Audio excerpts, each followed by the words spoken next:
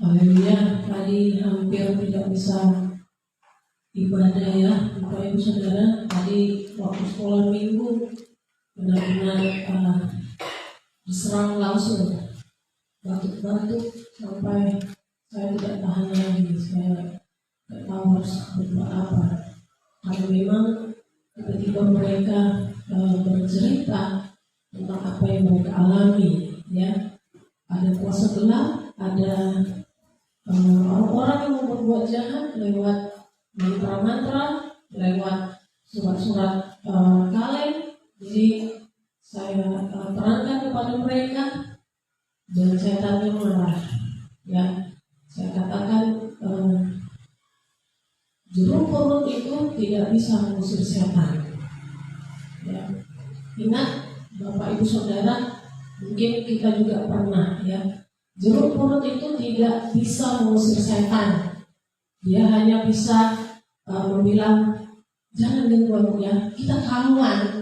Nah itulah. Jadi saya terangkan tadi pada mereka karena katanya sudah 2 kali diusirnya pakai jeruk purut, katanya salah itu, makanya dia datang lagi. Saya katakan tadi seperti itu. Ya ternyata saya diserang, langsung batuk-batuk, langsung muntah-muntah. Ya, saya berdoa tadi di kamar walaupun sakit sekali ya tenggorokan saya sampai tidak bisa, hampir tidak bisa khotbah juga tadi ke anak-anak. Saya layani, saya beritakan firman Tuhan walaupun dalam keadaan seperti itu. Puji Tuhan, mereka mengerti dan saya percaya Tuhan pasti membela firman-Nya, membela apa yang saya katakan. Tuhan pasti tolong, ya. Tuhan pasti tolong di dalam segala apa yang sudah saya katakan tadi. Luar biasa. Saya tadi mungkin di kamar, saya berperang, saya mau melayani, jangan ganggu saya katakan. Firman Tuhan harus diberitakan.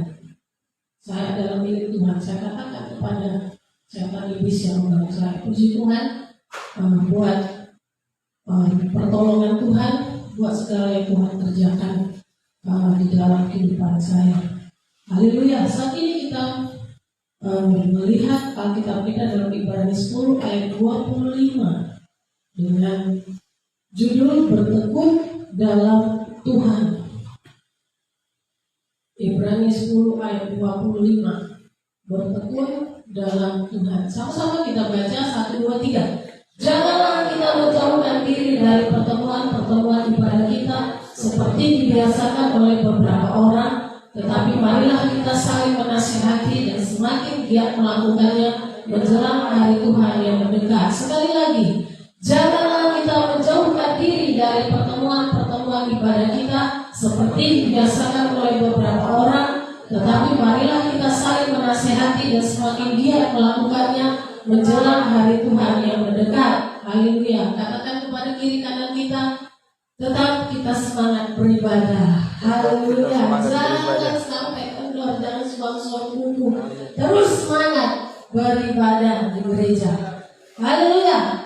Ada beberapa alasan umum untuk seseorang itu tidak beribadah. Ya, di zaman modern ini muncul pertanyaan di kalangan anak-anak Tuhan, apakah beribadah mesti harus pergi ke gereja? Ya, nah ini akibat dari dampak corona COVID-19 yang kemarin. Memang luar biasa, ada hikmat yang Tuhan berikan. Kalau tidak bisa beribadah di gereja, kita pakai teknologi, yaitu kita membuat live streaming gitu ya. Itu waktu tidak bisa beribadah, ada PPKM, ada lockdown. Jadi seluruh hamba Tuhan minta hikmat dari Tuhan, gimana caranya supaya kita tetap bisa mendengar firman Tuhan. Nah sekarang dikatakan ya, di mana tidak ada PPKM, tidak ada lockdown lagi, ada muncul pertanyaan lagi, apakah beribadah harus ke gereja? Kan banyak ibadah gereja yang sudah disiarkan secara live streaming. Kalau begitu mengapa harus repot-repot ke gereja? Di rumah aja cukup lah, nggak perlu pusing. Mau bangun pagi, nanti takut terlambat dan lain sebagainya. Yang banyak alasan umum seseorang itu tidak beribadah. Nah, lebih enak beribadah di rumah sendiri, ya, apalagi kalau punya TV besar, seolah-olah dia berada di depan, ya, seolah-olah berada onsite di gereja, ya. Lebih enak berada di rumah sendiri, bisa sambil menghabiskan cemilan, sambil minum kopi, minum susu, teh tarik, kopi, ya, cappuccino lagi, atau kopi luwak lagi, atau yang paling enak sekalipun. Dan bisa sambil masak, buah pisang goreng, sambil dengarkan firman Tuhan, digigit-gigit, ya. Bisa sambil cuci baju, diletakkan handphonenya di kamar mandi, ya. Jadi kalau ada kesaksian, berhenti dulu nyuci. Kira-kira apa yang disaksikan? Bisa sambil beresin rumah, ya. Kalau ibadah di rumah bisa sambil beresin rumah, lumayan. Karena kan aku kerja dari Senin sampai Sabtu, ya. Hari Minggu lah waktu untuk beres-beres rumah. Hari Minggu lah aku nyuci. Bisa sambil jualan, ya, dan lain sebagainya. Banyak sekali alasan umum untuk orang tidak beribadah, dan itu bisa dipakai ketika ada PPKM atau orang sakit, atau dia tidak bisa lagi berjalan menuju ke gereja, dan dia tidak lagi bisa untuk datang beribadah. Mau dipaksa bagaimanapun tidak bisa lagi. Tapi dia rindu. Nah, ini cocok untuk dia memakai teknologi yang ada, yaitu lewat ibadah live streaming. Nah, bagaimana dengan kita ketika kita tidak beribadah? Apa kira-kira alasan kita? Nah, mungkin itu masuk di lain sebagainya, ya, dan lain sebagainya.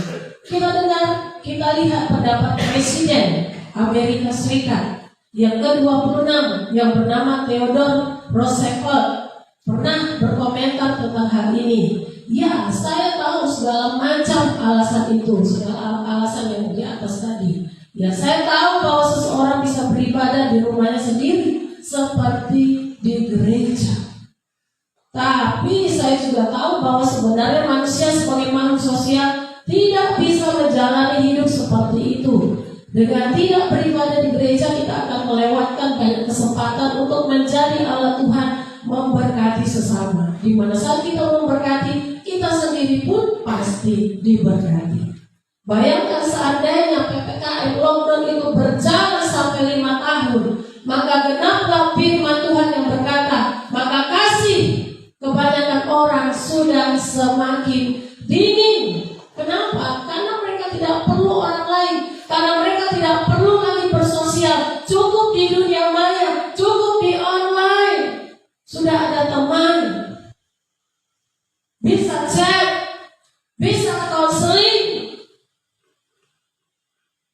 Presiden Roosevelt yang ke-26 dia katakan, ketika kita tidak beribadah di gereja, kita lewatkan banyak kesempatan untuk menjadi alat Tuhan memberkati sesama. Kita tidak sadar itu. Mungkin kita hanya datang saja, tapi dengan kita datang kita nggak sadar bahwa orang lain melihat, datang ya bapak itu, datang ya ibu itu, datang dia ya. Padahal dia kurang sehat, tapi luar biasa dia datang. Puji Tuhan lah. Dia tidak tahu bahwa kedatangannya itu sudah memberkati orang yang berbicara tadi di dalam hatinya. Dia tidak tahu kehadirannya bisa membuat orang lain itu menjadi semangat datang. Makanya Presiden berkata, kita jangan lewatkan menjadi alat Tuhan memberkati sesama. Karena kalau kita bisa kita memberkati dengan kehadiran kita, tanpa kita sadari, kita sendiri pun diberkati. Nah, pentingnya beribadah di gereja. Saya tidak tahu TV kita sebesar apa, atau saya tidak tahu handphone kita besar atau berapa giga paket kita. Tapi benar-benar penting untuk beribadah di gereja. Sekalipun mungkin ada live streaming, tapi datanglah berjalan ke gereja selagi kita masih kuat, selagi masih sehat, selagi masih bisa kita beribadah. Untuk hal-hal lainnya Tuhan pasti cukupkan. Yang penting prinsip, kalau ada ibadah aku harus datang.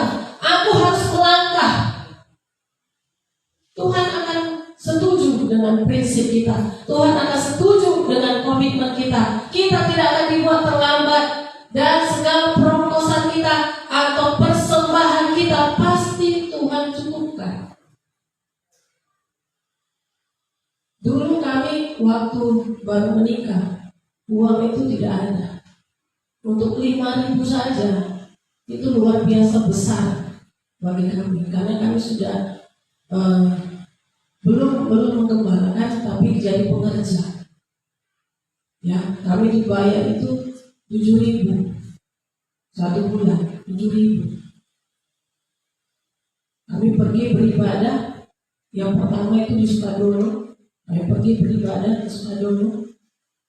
Gak ada uang. Sementara kami 4 mau pergi. Mertua saya, baru ada bere kami, dan kami berdua.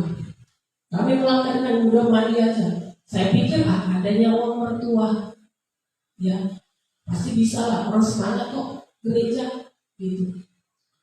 Jadi gimana ini? Kok gak ada tanda-tanda bilang kan gak ada uang ya?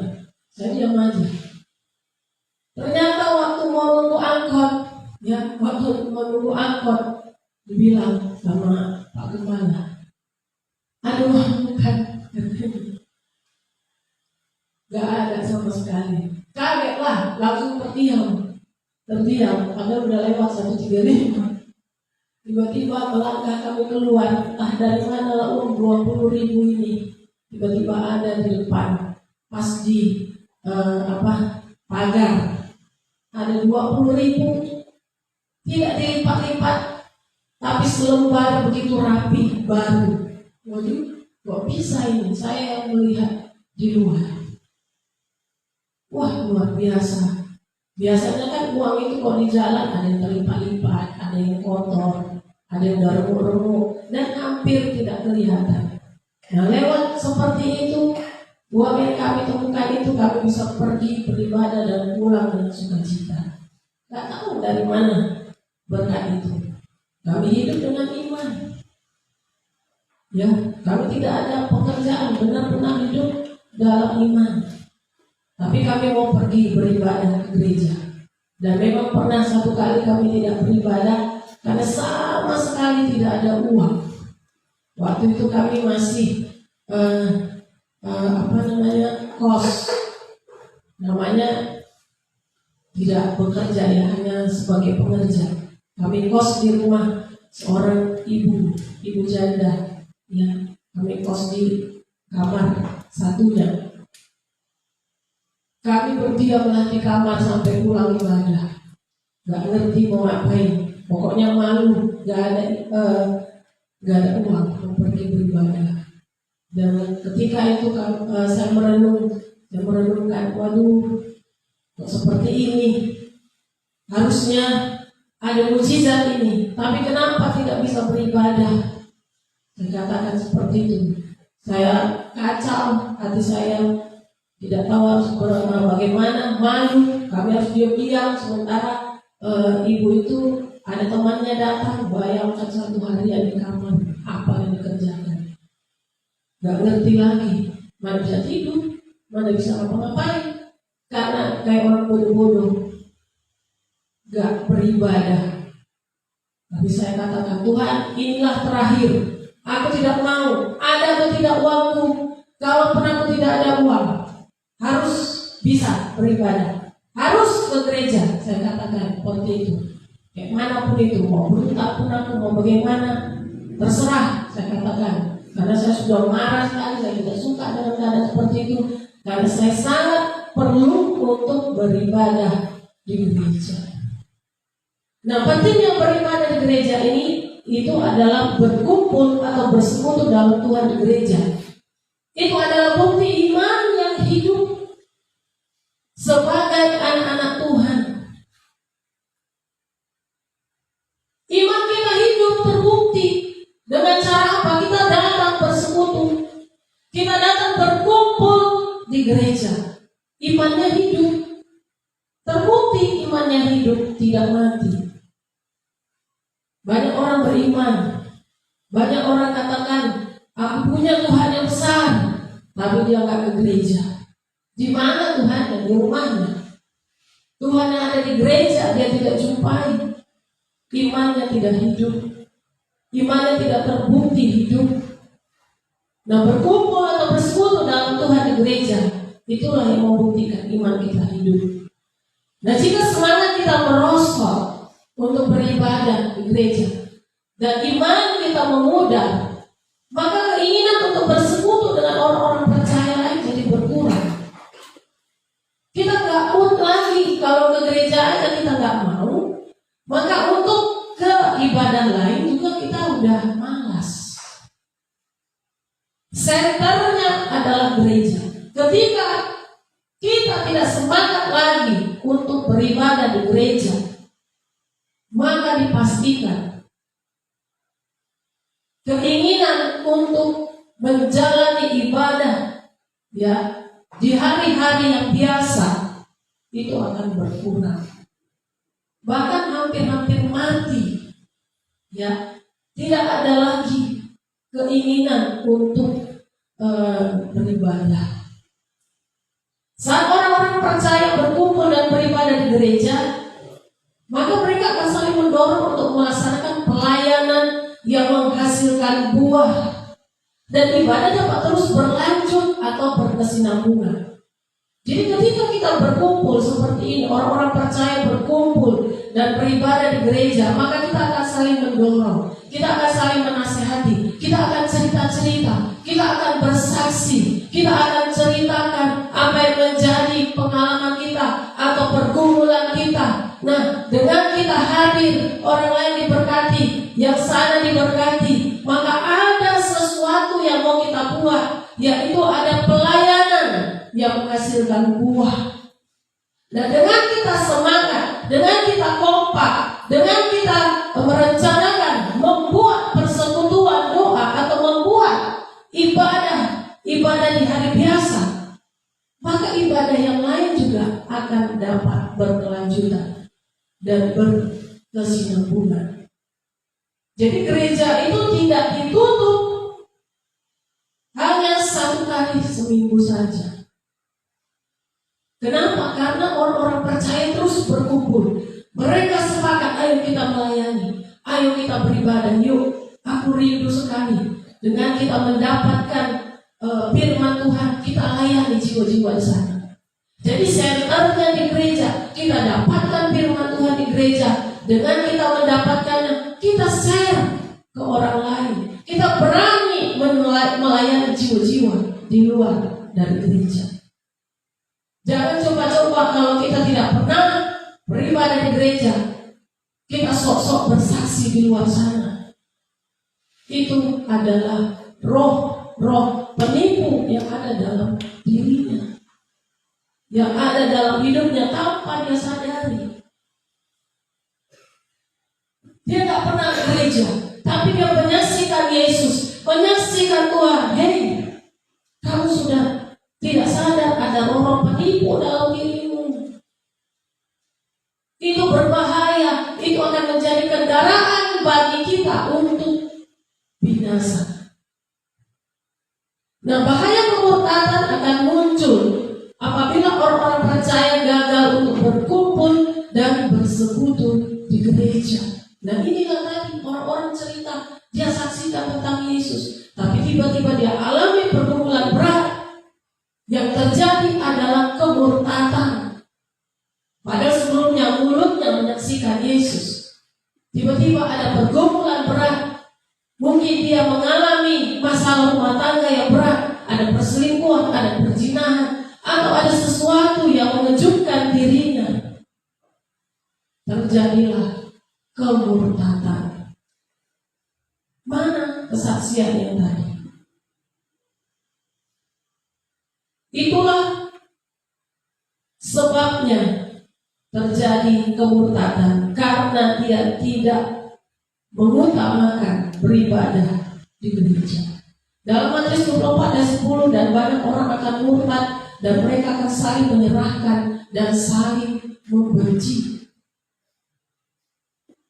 Berbahaya ketika kita tidak lagi berkumpul dan beribadah di gereja. Kita melihat terus mulai berkurang, mulai berkurang. Wah, ini sudah tanda-tanda akan ada yang murtad. Mari kita saling menasehati, mari kita saling mendorong. Nasihati diri kita, semangati jiwa kita supaya kita terus melangkah beribadah ke gereja.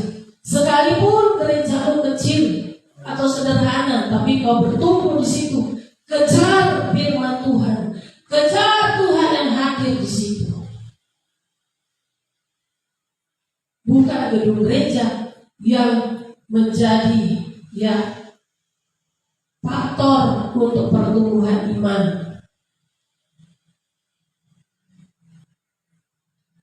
Datanglah beribadah di gereja. Sekalipun kesibukan kita luar biasa, sekalipun badan ini malas, yang bisa menjadi obat malas adalah rajin semangati diri kita. Paksa, itulah obat dari kemalasan. Paksa dia. Kalau dia masih mau tidur-tidur, paksa bangun. Kita paksa diri kita. Baru kau. Katakan seperti itu. Udah baik Tuhan sama aku. Kok aku seperti ini ya? Gimana nanti kalau aku mengalami masalah yang besar? Kuat gak aku ya? Jadi kita penting beribadah di gereja. Mengapa kita harus beribadah di gereja? Yang pertama, supaya tidak menjadi Kristen suam kuku. Dalam Wahyu 3 ayat 15 sampai 16 sama-sama kita baca firman Tuhan ini. Kita bacakan kepada jiwa kita, kita bacakan kepada hidup kita. Wahyu 3 ayat 15 sampai 16. Sama-sama katakan. Aku tahu segala pekerjaanmu, engkau tidak dingin dan tidak panas. Alangkah baiknya jika engkau dingin atau panas. Jadi karena kau suam-suam kuku dan tidak dingin atau panas, aku akan memuntahkan engkau dari mulutku. Ini firman Tuhan ini sebenarnya sangat keras sekali. Tapi karena kita tidak bisa melihat Tuhan wajahnya secara langsung, kita tidak merasa itu keras. Kita tidak merasa itu sama kita. Kita merasa kita tetap kok beribadah, kita tetap kok mengasihi Tuhan. Tapi Tuhan katakan kepada kita saat ini, aku tahu segala pekerjaan. Kalau Tuhan sudah katakan aku tahu segala pekerjaan, berarti dia tahu mulai dari jam 00 sampai jam 00. Tuhan tahu apa yang kita lakukan, Tuhan tahu apa yang kita kerjakan, Tuhan tahu apa yang kita pikirkan, Tuhan tahu apakah hati kita ada sama Dia.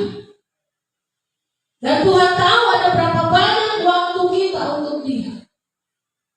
Setelah dilihat Tuhan dari semua yang kita kerjakan, Tuhan katakan, engkau tidak dingin dan tidak panas. Tuhan mau kamu itu dingin atau kamu itu panas. Artinya di dalam Wahyu 22 ayat 11. Sama-sama kita baca lagi. Barang siapa yang berbuat jahat, biarlah ia terus berbuat jahat. Barang siapa yang cemar, biarlah ia terus cemar. Dan barang siapa yang benar, biarlah ia terus berbuat kebenaran. Barang siapa yang kudus, biarlah ia terus menguduskan dirinya. Inilah maksudnya. Tuhan mau, kalau kamu dingin-dinginlah. Kalau kamu panas-panas sekalian. Jangan suam-suam kuku. Karena aku muntahkan engkau. Aku tidak terima persembahanmu. Artinya, kalau kita sudah berbuat jahat, terus saja buat jahat. Tetap berbuat jahat. Jangan campur adukan. Kamu berbuat jahat, tapi kamu melayani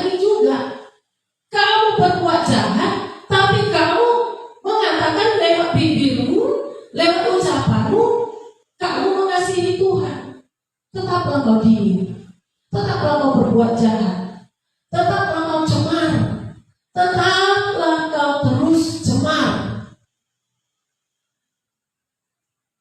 Kalau kau mau panas, panas terus, menyala terus.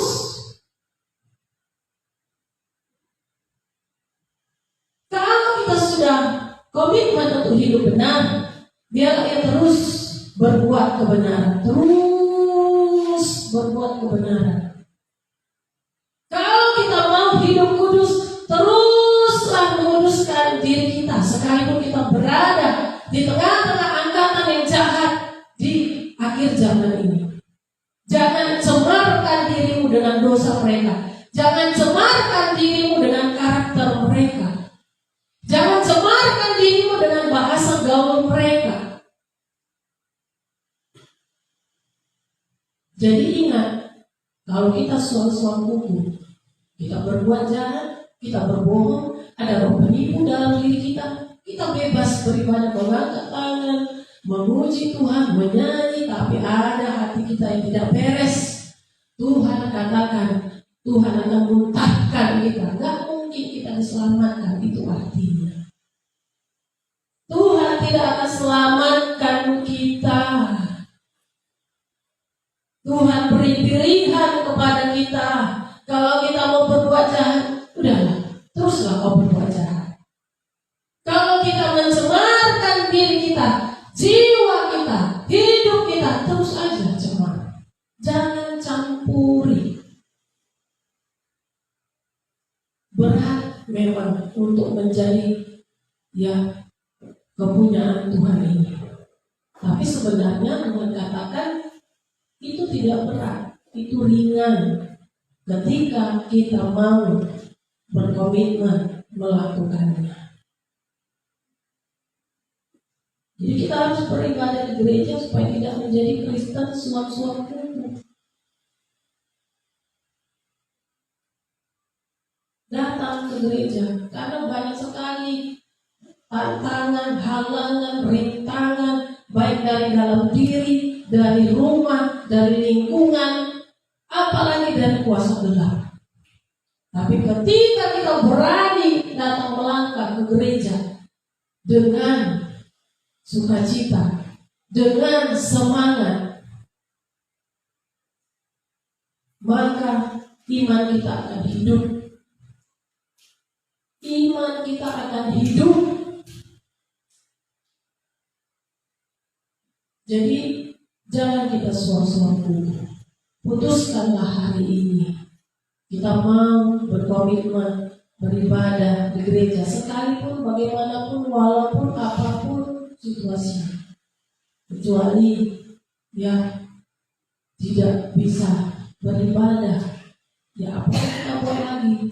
Barulah kita beribadah di rumah masing-masing. Banyak orang sudah tidak punya gereja, sulit untuk mendirikan gereja.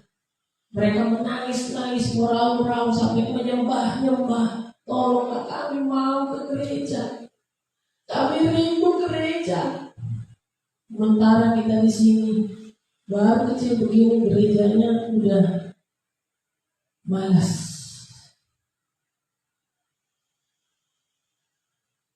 Buktikan iman kita hidup dengan kita datang beribadah supaya tidak menjadi Kristen suam-suam kuku.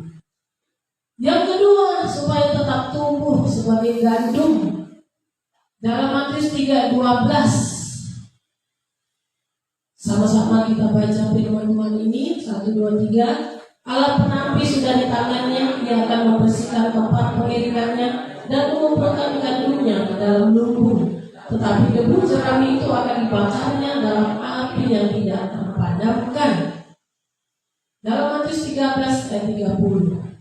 Biarkanlah keduanya tumbuh bersama sampai waktu menuai. Pada waktu itu aku akan berkata kepada para penuai, kumpulkanlah dahulu lalang itu dan ikatlah berberkas-berkas untuk dibakar. Kemudian kumpulkanlah gandum itu ke dalam lumbung. Kalau kita tidak lagi beribadah di gereja, tapi nama kita tetap dikatakan jemaat di situ, kita tidak ada ubahnya seperti lalang.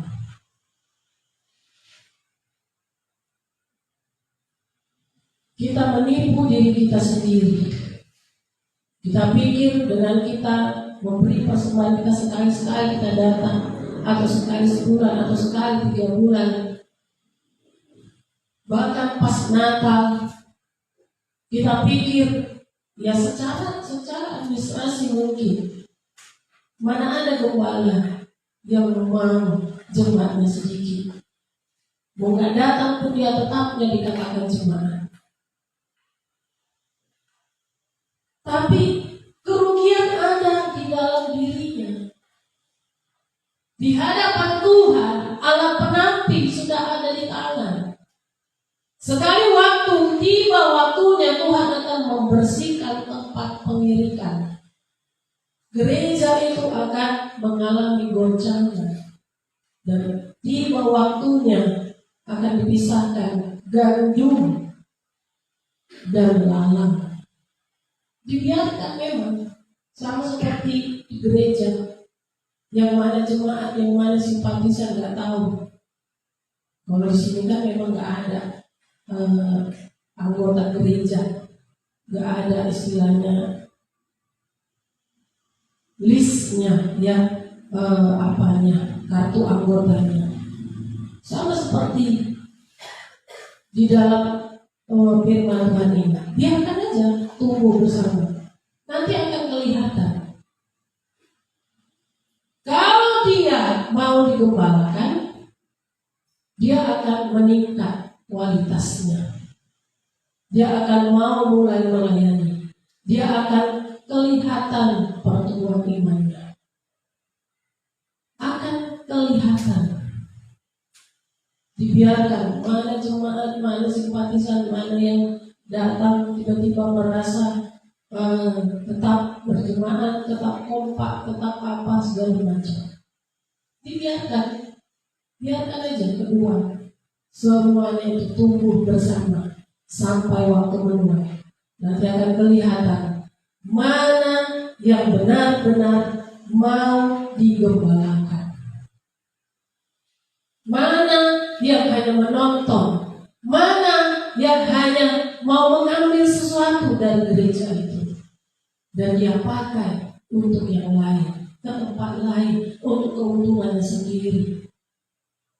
Biarkan tumbuh bersama, kata Tuhan.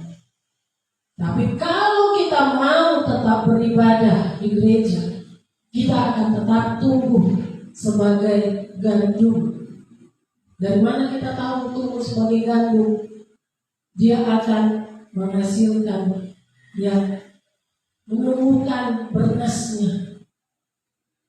Akan kelihatan dia langsung menghasilkan gandum yang baik. Dia akan dipercayakan, dia akan dipromosikan, dia akan menjadi berkat di gereja itu. Itulah dia tumbuh sebagai gandum. Yang ketiga, supaya dia kelihatan sebagai domba. Kita baca dalam Matius 25 ayat 32. Sama-sama. Lalu semua bangsa akan dikumpulkan di hadapannya dan dia akan memisahkan mereka seorang daripada seorang. Sama seperti gembala memisahkan domba dari kambing. Kalau di sini nggak dipisahkan lah. Dan nggak tahu kita mana domba mana kambing. Ya. Tetapi Yesus sebagai gembala agung kita, dia tahu kita ini adalah domba atau kambing. Dalam Yohanes 10 ayat 26 sampai 27 kita baca lagi 1, 2, 3. Tetapi kamu tidak percaya karena kamu tidak termasuk domba-dombaku.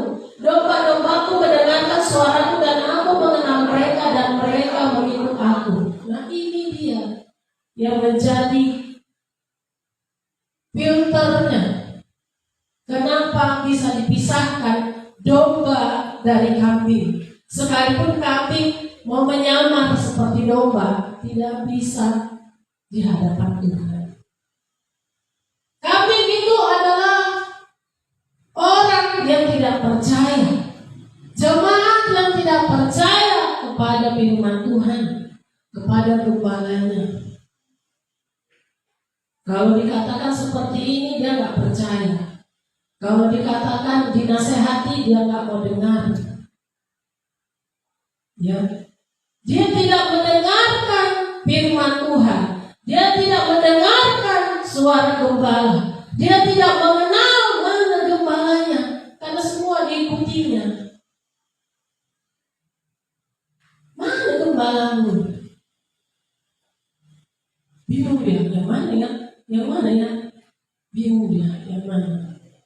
Dia nggak bisa mendengarkan suara gembalanya.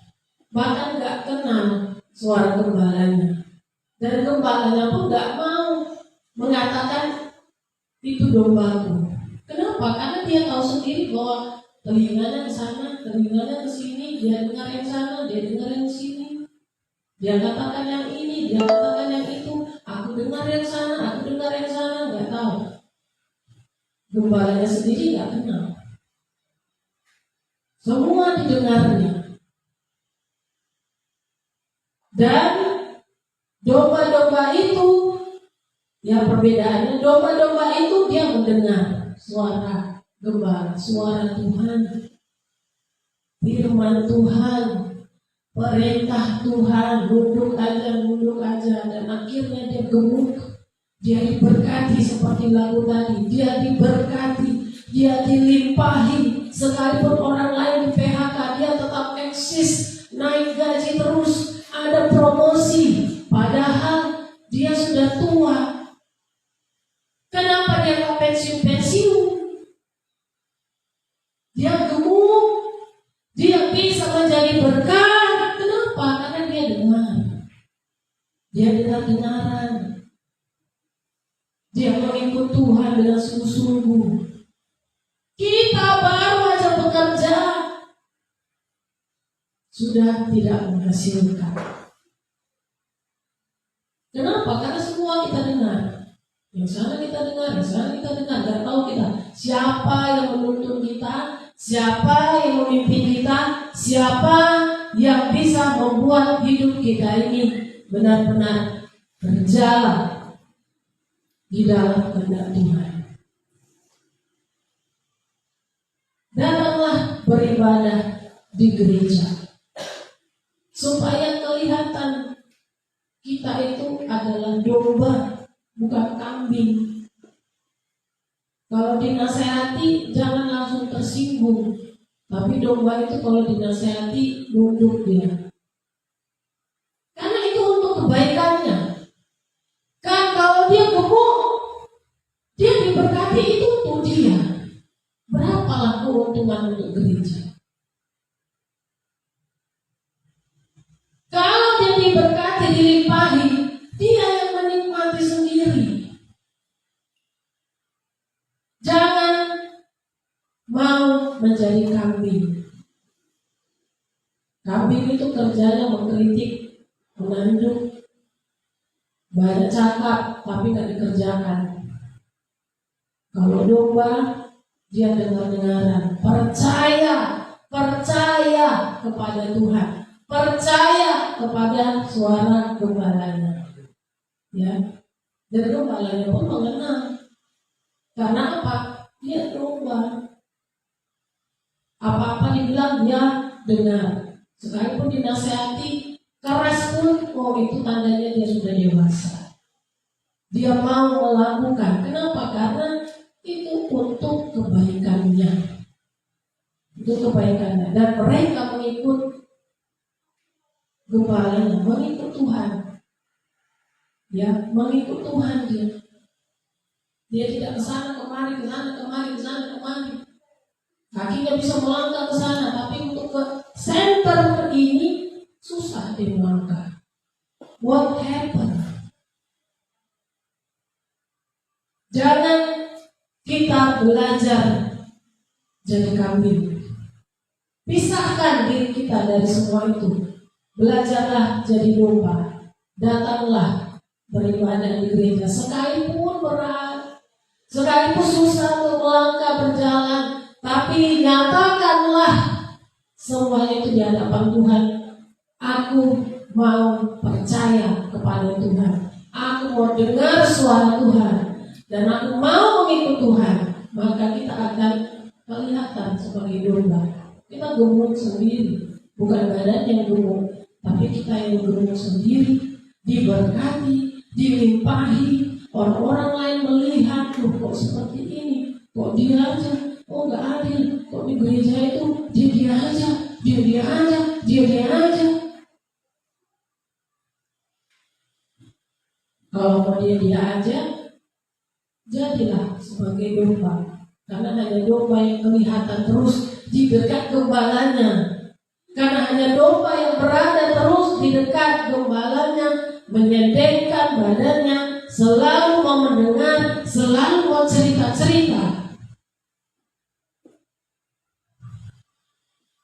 Jadi gak ada lagi perkataan, dia aja, itu aja, ini aja, jangan.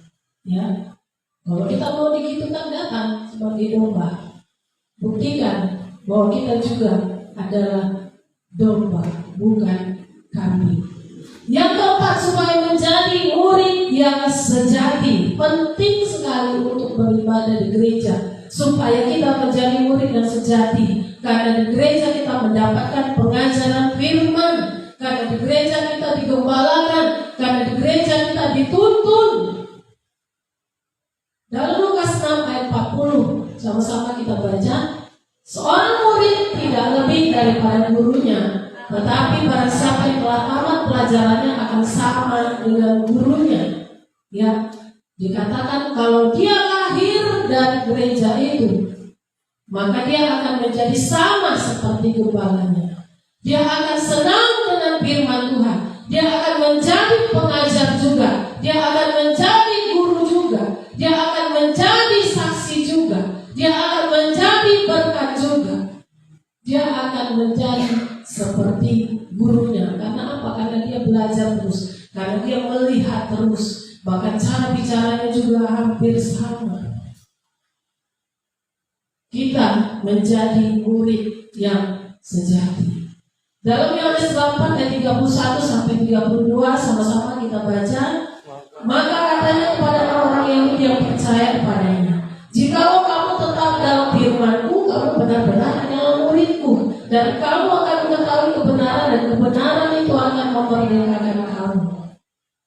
Kalau kita tetap dalam firman Tuhan, kita tetap melakukan perintah Tuhan, kita mau dengar-dengaran seperti tadi domba, kita mau belajar,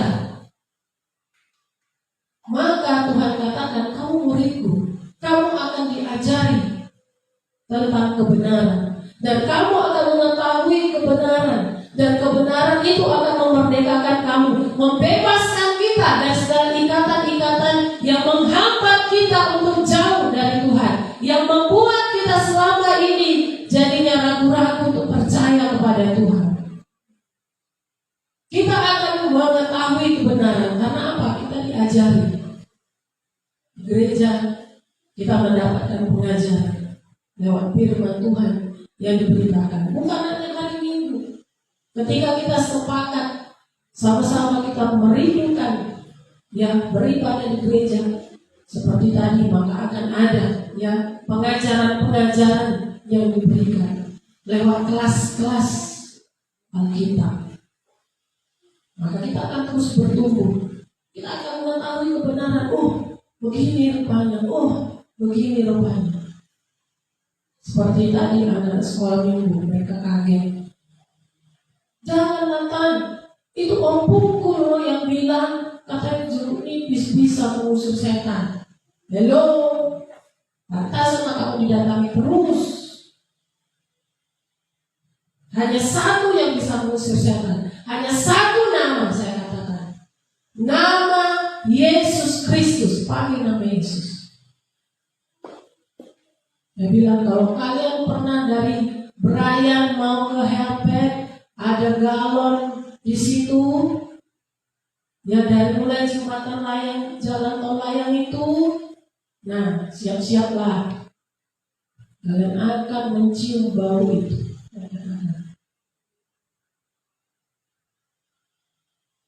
Bukannya makin pergi setannya, makin bertambah di situ. Saya katakan, masa kekuatan jeruk nipis bisa? Kalau seperti itu, pakailah sama orang-orang ODGJ yang di jalan itu. Supaya pergi setannya dari dalam dirinya. Nah, mereka akan mengetahui kebenaran, dan ketika mereka mengetahui, wah, ternyata itu tidak benar. Dan kebenaran itu yang memerdekakan dia, membuat dia, oh, aku tidak mau lagi seperti itu. Selama ini ternyata aku tidak tahu, tapi karena aku sudah tahu, maka aku tidak akan mau lagi dibuat seperti itu.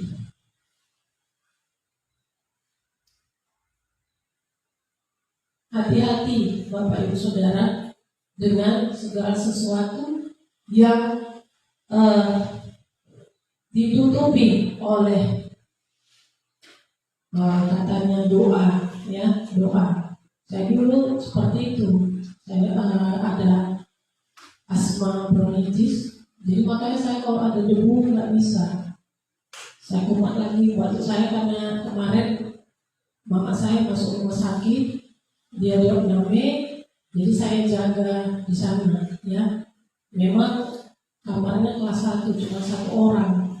Hanya saja, ya gimana ya mau bilangnya, si OB-nya ini, yang klinik servisnya ini, gitu nyapu kayak terbang. Kalau adik saya bilang barbar. Saya nggak sempat lagi cari-cari masker. Langsung habis itu dipelnya sebentar, ditutupnya lah kamar itu. Udah tahu nggak ada, itu kan kamar pakai AC. Waduh, penuh lah debu di kamar itu. Saya nggak tahu lagi harus bagaimana. Tiba-tiba panik langsung lah. Tapi puji Tuhan tidak kumat. Ya, jadi waktu itu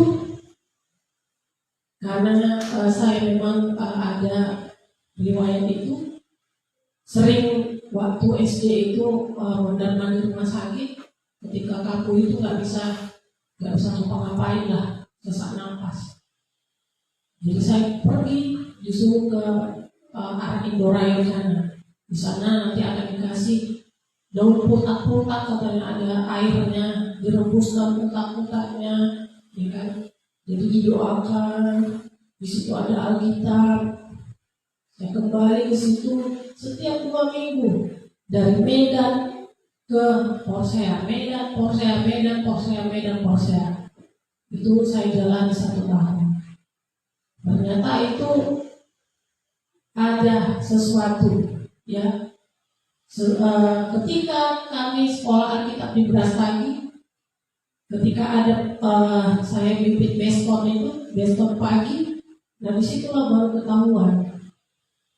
Ternyata itu adalah sesuatu, ya, sesuatu istilahnya yang tidak murni pengobatannya, namanya alternatif, tapi tidak murni pengobatannya.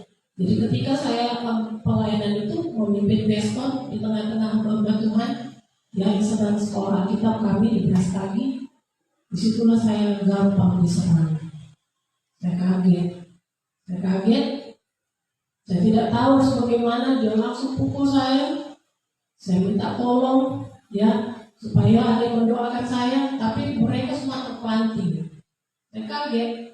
Kami kan dipisahkan, yang perempuan sama laki-laki dipisahkan. Tidak ada satupun yang bisa.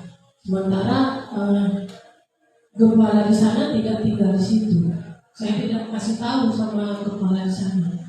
Jadi waktu kami di sini, setiap Jumat kami pulang, saya bilang sama Pak Gembala, Pak, aku harus berpasang, aku harus tahu kenapa aku seperti ini. Aku kan sudah melayani, kenapa aku seperti ini? Saya katakan seperti ini.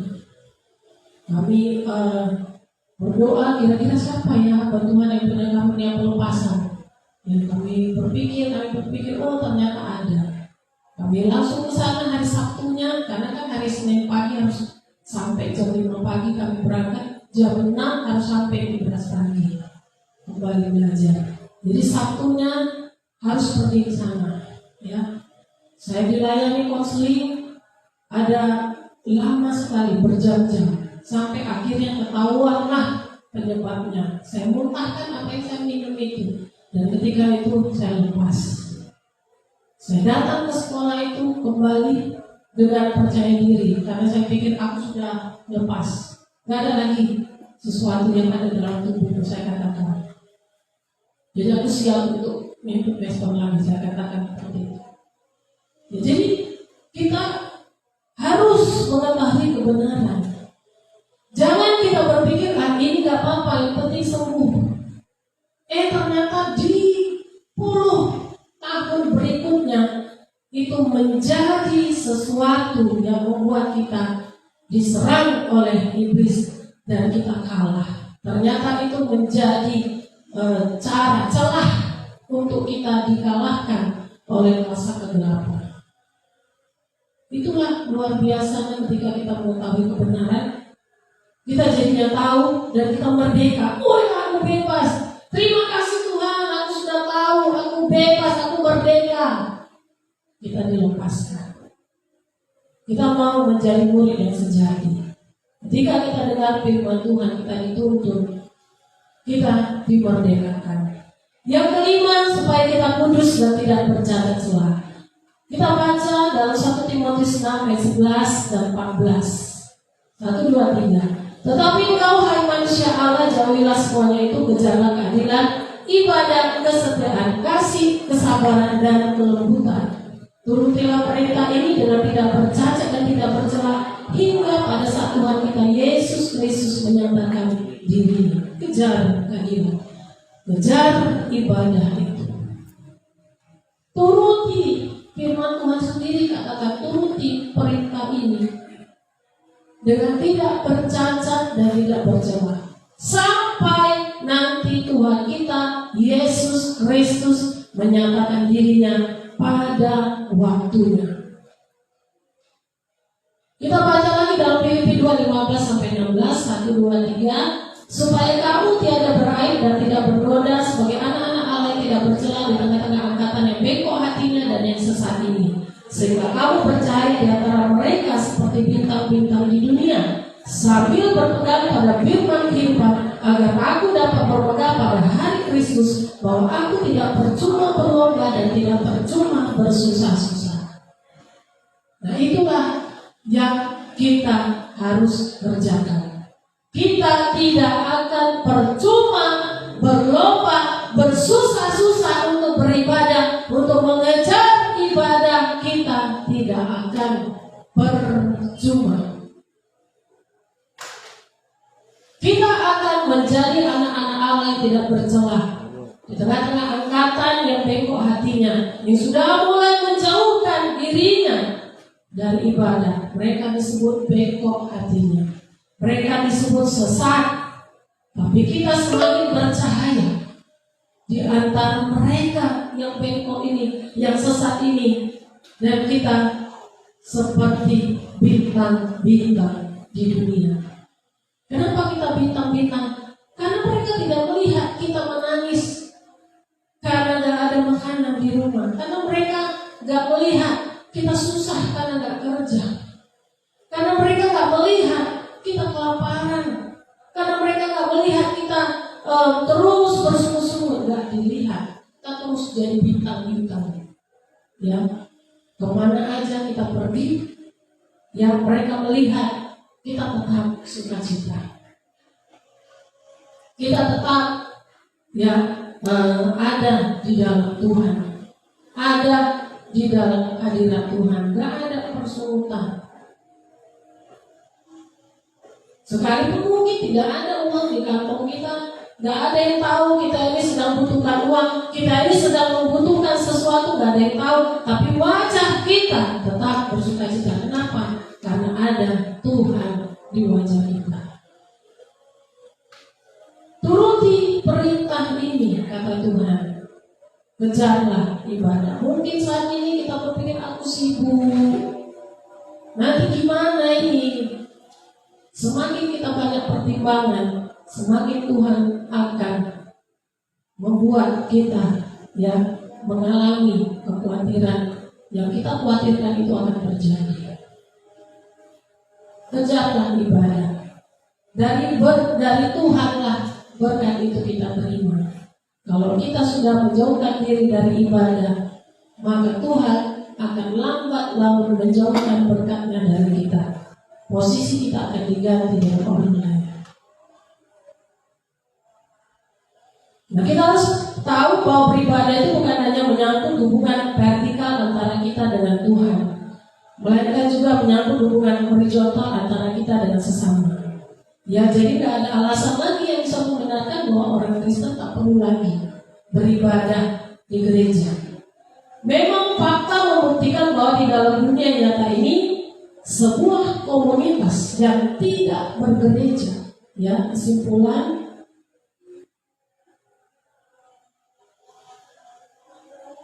fakta membuktikan bahwa di dalam dunia nyata ini sebuah komunitas yang tidak bergereja cenderung merupakan komunitas yang cepat merosot. Dia akan cepat merosot, tidak akan diberkati. Dia akan mengalami sesuatu yang membuat dia bingung, kenapa aku seperti ini. Aku tetap mengasihi Tuhan, aku tidak murtad, aku tetap berdoa, tapi dia tidak pernah beribadah di gereja.